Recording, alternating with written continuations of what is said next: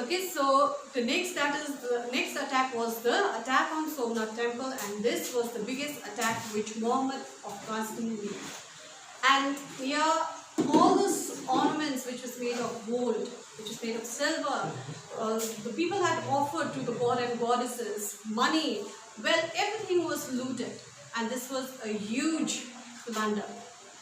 Muhammad carried away about 6.5 tons of gold from the Somnath temple, along with its intricately carved sandalwood doors. So the door of the Somnath temple, it was also carved out of sandalwood. So this was very, very expensive. So this door, they did not leave this door also. This door was also carried away by Muhammad of Ghazni. So are you all clear till here? So this is about Muhammad of Ghazni. So again, there were two Turkish rulers who came to India to loot India.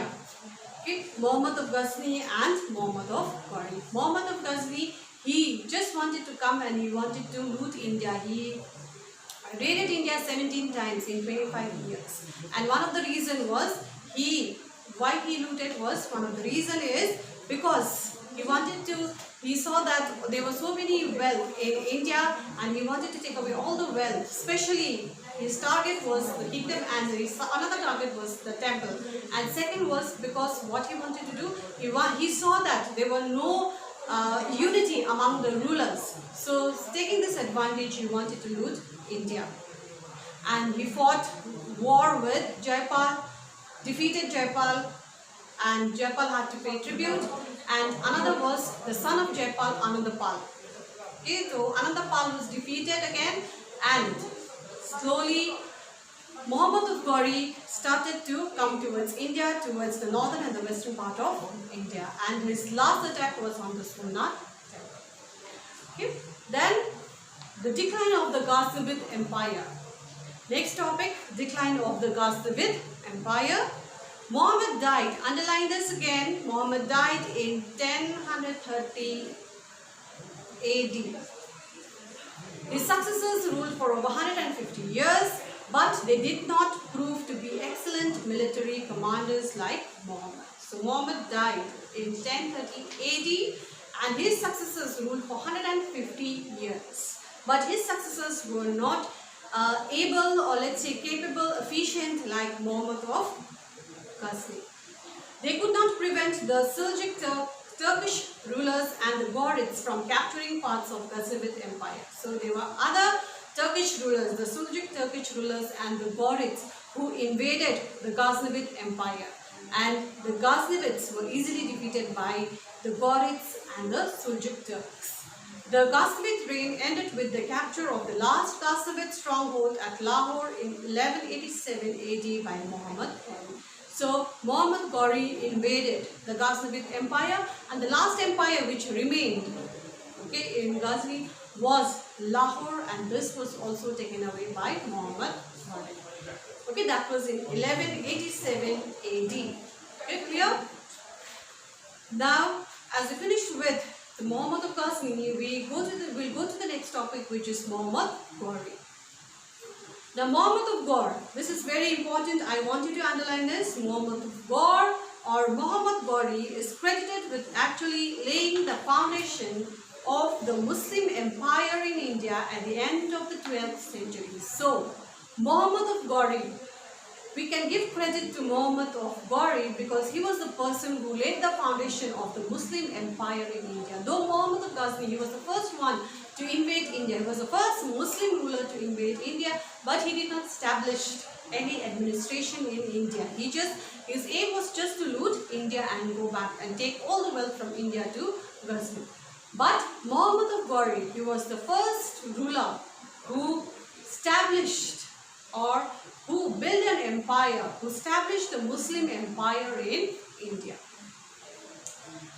The Ghurid dynasty of Muhammad Ghori rose to power at Ghor, a kingdom that bordered the Ghaznavid Empire on its western side, again towards Afghanistan. So, Ghurid dynasty, it was there. The dynasty was set up by Muhammad Ghori there, in Afghanistan, the Ghor.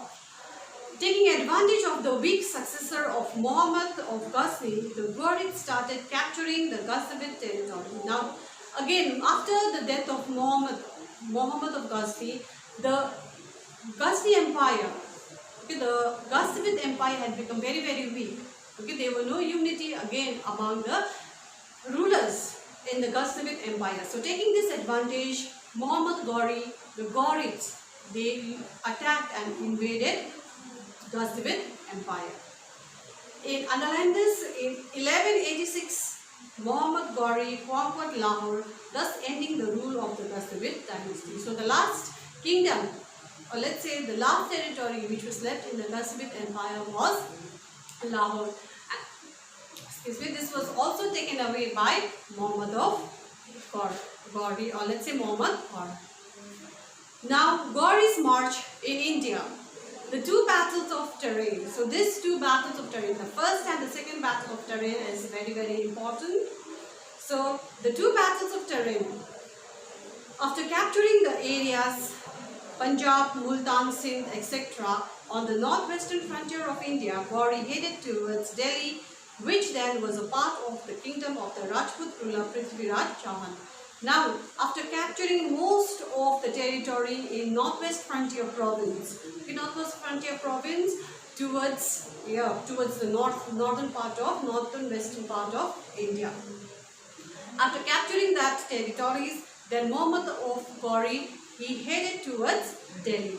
And what he wanted to do? He wanted to have a war with the Rajput ruler Prithviraj Chauhan. The Rajput ruler met Ghori's forces in the first battle of Tarin in 1191 AD. Underline this. So the first battle of Tarin was fought in 1191 AD. In this battle, Ghori suffered a crushing defeat, but he was lucky to escape from the battlefield alive. So he was defeated by Prithviraj Chauhan in the first battle of Tarin. Okay, you need to underline this. In the first battle of Tarin, Prithviraj Chauhan defeated Muhammad Ghori. And Muhammad Ghori, he was not killed because he escaped. Somehow he was lucky to escape from this battlefield. However, the defeat did not demoralize him, but he did not lose hope. Again, he wanted to have another war with Prithviraj Chauhan. The following year, again the next year, in 1192 AD, Ghori again challenged Prithviraj Chauhan in the second battle of Tarin. So he wanted to have again another war with Prithviraj Chauhan.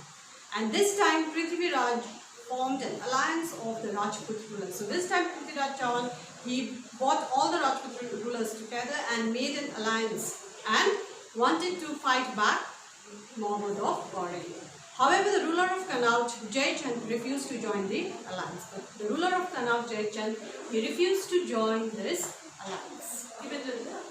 And in the second battle, so I'll do till this paragraph, this last paragraph. In the second battle of Tarin, Ghori's army defeated the combined forces of Rajput's ruler. Prithviraj Chauhan was killed. Ghori's victory in the second battle of Tarin marked the end of the Rajput ruler in North India and the beginning of the Turkish rule in India. So what happened in the second battle of Tarin? Muhammad Ghori's army defeated the combined forces of the Rajput rulers. And Prithviraj Chauhan, he was also killed in this battle. So the Rajput rulers were defeated by Muhammad Ghori. Prithviraj Chauhan was killed, and Muhammad Ghori became victorious in the second battle of Tarin. And this ended the rule of the Rajputs in India and the beginning. And now there was the beginning of the Muslim rule or the Muslim empire in India. Are you all clear? So this is what I'm going to stop here. I'll start again with the expansion of the Ghori's officers from the next class onwards. So your homework is just to go through whatever we have done so far today. Whatever we have done, I want you all to go through this. And in the next class, again, I'll start with another topic, which is the expansion of the Ghori's office. Okay, so I'll be giving you notes. Okay, so maybe by tomorrow, the day after, I'll be providing notes. I'll be giving you few question answers, okay, to do, or few notes I'll be giving you. And your homework, please, again, I'm telling you all, just go through. Just go through whatever we have done so far. Is that clear? And any questions, any queries you have, please ask me. Okay? You can WhatsApp me or you can call me and let me know if you have any queries. Yes.